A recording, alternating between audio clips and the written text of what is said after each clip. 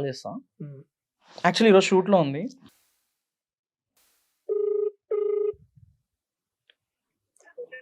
Hello hello hello అమ్మా, I dream ఇంటర్వ్యూకి వచ్చిన నేను. అంటే స్పెషల్లీ నీ గురించే నీ గురించే మాట్లాడుతున్నాము. యాక్చువల్లీ టాపిక్స్ అన్ని నీ గురించే. నా గురించి ఎందుకు నాయనా? ఏం లేదు, బ్యాడ్ కామెంట్స్ గురించి. అసలు అంటూనే ఉంటారు లేరా. అనడం కాదమ్మా, అంటే నీతో పాటు ఉన్న వాళ్ళ మేము కూడా సైలెంట్గా ఉంటే కొన్ని సార్లు మౌనమే అంగీకారం అని అంటారు కదా. అవును. సో ఇక ఇన్ని రోజులు మీతో పర్సనల్గా ఉండి నీ మంచి చెడు చూసి వాళ్ళం కూడా అసలు నీ గురించి నీ బ్యాడ్ కామెంట్స్ వస్తుంటే మేము కూడా రియాక్ట్ అయిపోతే ఇక ఉండి ఏం లాభం. సో దీని మీద టాపిక్ తీసుకొని ఇంకా అసలు ఏంది బ్యాడ్ కామెంట్స్ ఏంది, అసలు ఎందుకు పెడుతున్నారు, అంటే మేము పర్సనల్గా నీతో ఉంటాం, చేస్తాం, తింటాం, అన్నీ చేస్తాం కాబట్టి అసలు మేము మాట్లాడితే అసలు ఏం మాట్లాడతాం నీ గురించి అనే దాని టాపిక్ మీదనే చేస్తున్నాం. ఏం లేదు, యాంకర్ అన్న ఒకసారి సారీ అన్న మీతో మాట్లాడతారంట. హలో జాన్లీరి గారు, ఎలా ఉన్నారు? బాగున్నాను. కార్తిక్ ఫోన్ చేసి కామెంట్స్ అన్ని చాలా దారుణంగా ఉంటున్నాయి అన్న, ఖచ్చితంగా చేయాలి, నేను దీనిపైన వాయిస్ ఇవ్వాలి సో అనేసి మాట్లాడితే తప్పకుండా చేద్దాం బ్రో అనేసి చేస్తున్నాము. ఏం లేదు, మెయిన్గా వచ్చేసి మీ పైన కామెంట్స్ ఏంటి అంటే ఢీ షోలో మీ టాలెంట్ చూపించమంటే చూపిస్తుంది అనేసి ఒకటి, ప్లస్ వచ్చేసి మీ అబ్బాయి లిరీని ఫస్ట్ వాళ్ళ తండ్రికి దగ్గర పంపించమని చెప్పు అనేసి ఈ మెయిన్గా ఇవే ఎక్కువ వినిపిస్తున్నాయి. సో దీనిపైన మీ కామెంట్ ఏంటి? ఎందుకంటే మీరు మౌనంగా ఉంటే కూడా ఇందాక ఆయన అన్నట్టు అంగీకారమే కదా అన్నట్టు ఉండకపోతే ఇప్పుడు కుక్కలు మొరుగుతున్నాయని చెప్పేసి మనం రోడ్డు మీద వెళ్తుంటే కుక్కలు మొరుగుతాయి. సో అప్పుడు మనం రాయి తీసుకొడితే ఏమైతుంది, అది మొరుగుతూనే ఉంటాయి, దానికి మనకి వార్ అవుతుంది. సో నేను అందుకే మాట్లాడినాం ఏంటంటే ఎవరికి ప్రూవ్ చేసుకోవాల్సిన అవసరం నాకు లేదు కదండి. ఫస్ట్ ఆఫ్ ఆల్ ఇప్పుడు నా కొడుకుని ఎక్కడికో పంపించాలి, ఎక్కడికో చేయాలి, అది నా ఇష్టం. మీరెవరు అసలు మాట్లాడనీకి? మీ పర్సనల్ అది నా పర్సనల్. మీరు నా టాలెంట్ చూడండి, లేకపోతే అంటే డాన్స్ బాగా చేస్తా లేకపోతే బాగా చేస్తలేదు, నీకు నచ్చకపోతే అసలు వీడియోనే చూడకు. నువ్వు నా ఫోటో అయితే వస్తది కదా, అవును, నా ఫోటో వచ్చినప్పుడు నీకు అసలు నేను నచ్చను, నా ఎక్స్ప్రెషన్స్ నచ్చవు, నీకు అది నచ్చినప్పుడు నువ్వు ఎందుకు ఓపెన్ చేసి చూడాలి? దేనికి చూడాలి కదా? నీకు నచ్చకపోతే నువ్వు అసలు చూడకు. నచ్చదంటావు, వీడియో చూస్తావు, కామెంట్ చేస్తావు, నీకు నచ్చినప్పుడు చూడకు. ఇప్పుడు సరే డీలో డాన్స్ చేయడానికి ఎల్లు అది చూపించుకోవడానికి కాదన్నప్పుడు అంటే నేను మాట్లాడకూడదు. ఒక హీరోయిన్ అయినా ఎవరైనా సరే ఒక రియాలిటీ షో పోయినప్పుడు ఒక సాంగ్ కి తగ్గట్టు కంపల్సరీ, ఇప్పుడు మూవీలోనైనా సాంగ్ కి తగ్గట్టు ఎక్స్ప్రెషన్స్ ఇవ్వాలి, షోలోనైనా సాంగ్ కి తగ్గట్టు ఎక్స్ప్రెషన్స్ ఇవ్వాలి. అలా అని చెప్పి నేనైతే డ్రెస్సింగ్ అయితే మరి ఓవర్ గా వేసుకొని చేయలేదు కదా. నేనెంత లిమిట్ లో చేయాలో అంత లిమిట్ లో చేశాను, అది నాకు తెలుసు.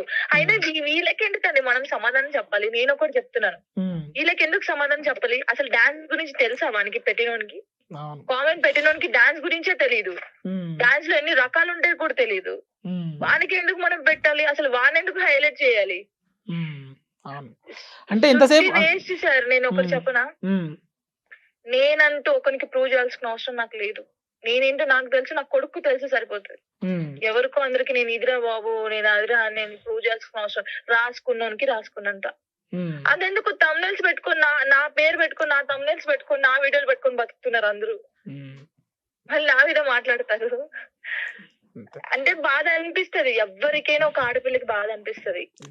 కానీ ఇంకా బాధపడి పడి పడి నేను ఏం చేశానంటే చాలా స్ట్రాంగ్ అయిపోయాను. నేను చాలా స్ట్రాంగ్ అయిపోయాను. పడి కార్తికేయన్ తెలుసు, నేను వాడికి ఫోన్ చేశారు, ఇలా అన్నారు అలా అన్నారు, వాడు నేను చేసిన దానికి కూడా పెడతారు. అదే చెప్పాడు ఇందాక ఇంటర్వ్యూ మొత్తం దానిపైన జరిగింది.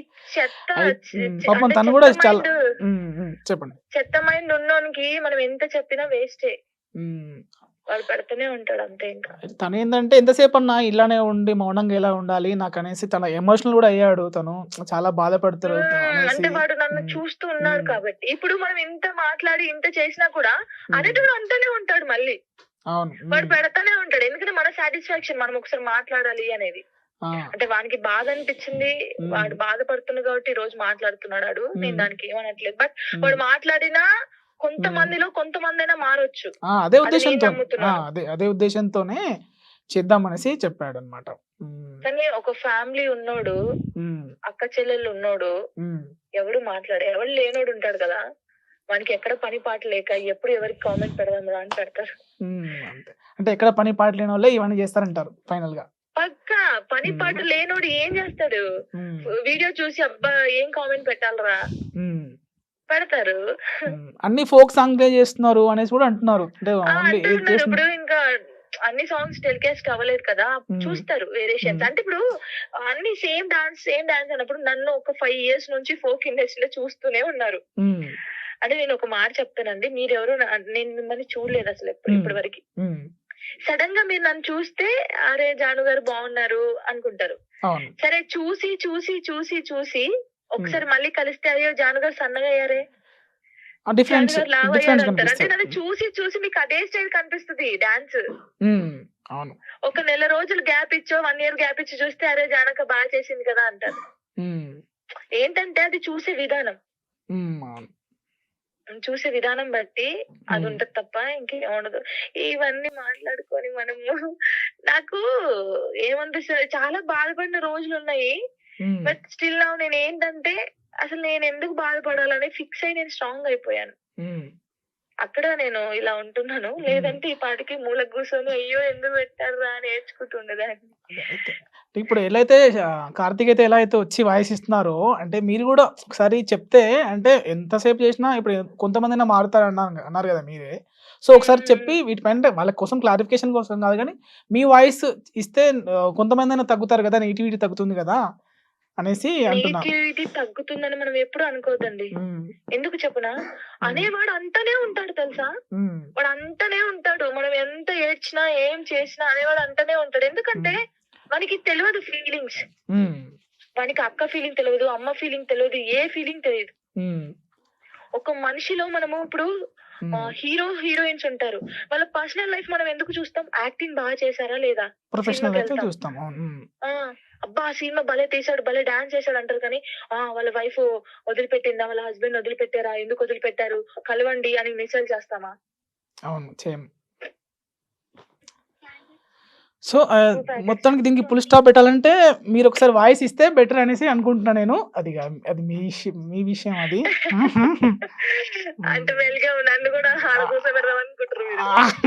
అయ్యో వచ్చి అంటే మీ ఇష్ట ప్రకారమే వచ్చే వాయిస్ నేను అసలు ఇన్ని రోజుల నుంచి నేను ఎవరికి వాయిస్ ఇవ్వలేదు. బట్ ఇస్తాను నేను కూడా, ఎందుకంటే అంటే నా లైఫ్ స్టోరీ గురించి తెలియాలి కదా అందరికి. అంటే నేను ఎలా వచ్చాను ఇండస్ట్రీ, అంటే ఏదో పర్సనల్ లైఫ్ కాదు, ఇన్స్పైరింగ్ నా డాన్స్ కానీ నేను కష్టపడే విధానం కానీ ఒక సింగిల్ మదర్ గా ఎలా ఉండాలి, ఎలా చేయాలి అనేది నేను చెప్తాను. సో కంపల్సరీ మనం త్వరలోనే ఇంటర్వ్యూలో కలుద్దాము.